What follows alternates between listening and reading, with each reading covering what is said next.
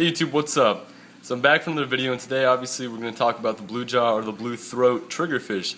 Now guys, this is probably one of the most, arguably one of the most, if not the most, argued about, discussed, commonly discussed species of triggerfish in the reefing community, because just pretty recently people are starting to realize that more and more people are starting to keep this species in particular in their reef systems with their corals, their shrimp, their hermit crabs, their snails, everything, and more people are trying it out for themselves.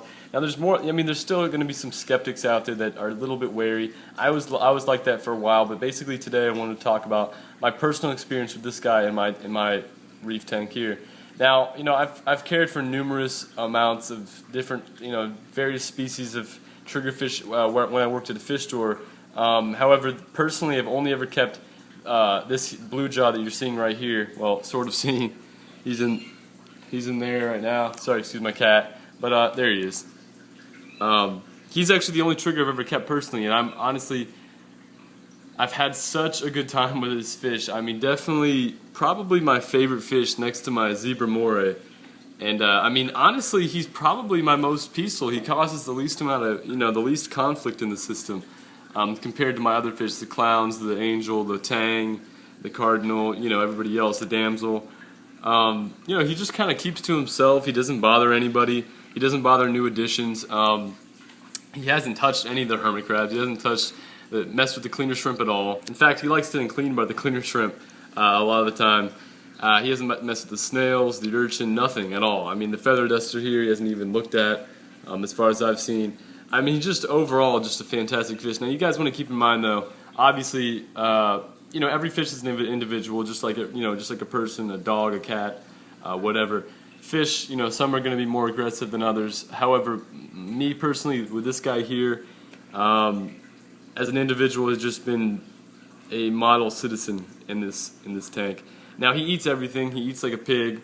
He's definitely not, I wouldn't call him an aggressive eater, though. It's not like I see him nipping at other fish during feeding time or shoving other people out of the way like I see with some other fish, some other species. Like this cherub or pygmy angel here is what I would call an aggressive feeder. However, I would definitely not call I definitely wouldn't call the blue jaw, blue throat trigger an aggressive eater by any means.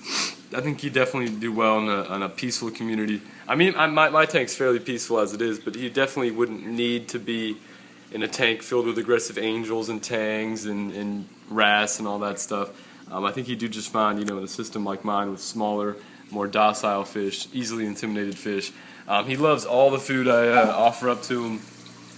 Nori, the New Life Spectrum pellets, flakes, frozen mysis, this Julian Sprung's sea veggie, seaweed flakes. He really eats everything I feed. I feed these guys probably 4 times a day, usually. I try to anyways.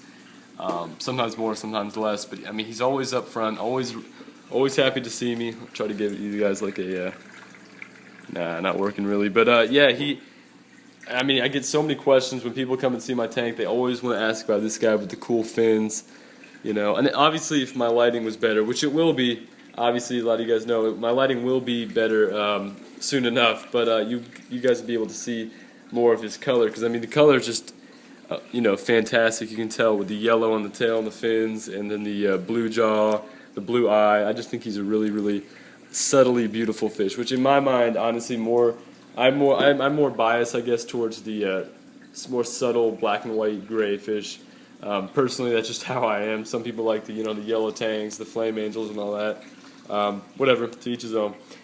He's great though. I actually named him Evinrude after the boat engines. I don't know why. Sometimes I just name my fish random names like that. But he just kind of just going on and on about this guy. But I just think he's fantastic. He's definitely one of my favorite fish next to my moray, zebra moray for sure. I just think he's really unique. Adds a lot of personality to the tank, and I would highly recommend him. I was a skeptic for a while.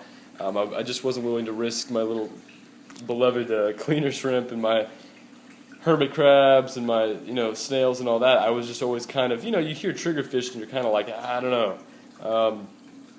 But these guys, the sargassum triggers, the crosshatch triggers, I forget the exact. I don't want to butcher it, but I forget the exact genus of these particular triggers that are more suitable for reef tanks. The platonic feeders, like I said, the red tail or the sargassum, and then the blue jaw and the cross hatch triggers. They tend to be a lot less hit or miss in reef tanks, and a lot more just peaceful to keep to themselves.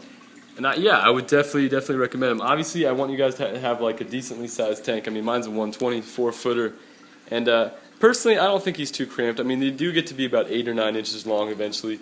Maybe once he gets that large, he'll have some issues. But right now, I mean, he doesn't seem like he's ever pacing around or panicking. So probably a 90-gallon, maybe a 75 would be the minimum. I would definitely call them a heavy bioload fish due to the fact that I feed him so often. And honestly, on the days where I kind of skip feedings, he tends to get a little thinner. You can tell he's a little thinner. He looks a little hungrier. So you definitely want to keep these guys well fed, and definitely want to have a good filtration system on the tank. As with many fish, such as tangs and obviously other triggers and certain wrasse and all that like to feed a lot. But yeah, I would definitely recommend them if you have a reef tank, a fish-only tank, and maybe even an aggressive tank. I mean, these guys are not a competitive fish, so I would definitely wouldn't want to add them to something that includes more aggressive triggers such as Niger triggers, clown triggers, queen triggers, or anything like that, because I think they might be able to be easily outcompeted for food and all that, and you definitely don't want that, because that's honestly a big concern with a lot of fish, and a lot of people don't realize that. But you adding a fish that's too peaceful to an aggressive community, maybe he won't be bullied, but he just simply won't get enough food over time, and he'll just kind of wither away. But yeah, like the video if you like it. Please leave a comment if you have any experience with these guys. If you don't have any experience with these guys, if you have anything to say at all, just let me know. Hit me up. Ask any questions. I'll be sure to reply as soon as I can. Subscribe if you haven't, and if you have, like I said, I really do appreciate it, guys. And I really love making these videos. You guys can see though, he's really cool. But yeah, hope all your tanks are doing good. Hope all your fish are healthy and all that good stuff. And have a happy New Year, everybody. Comment, rate, and subscribe. See you guys later.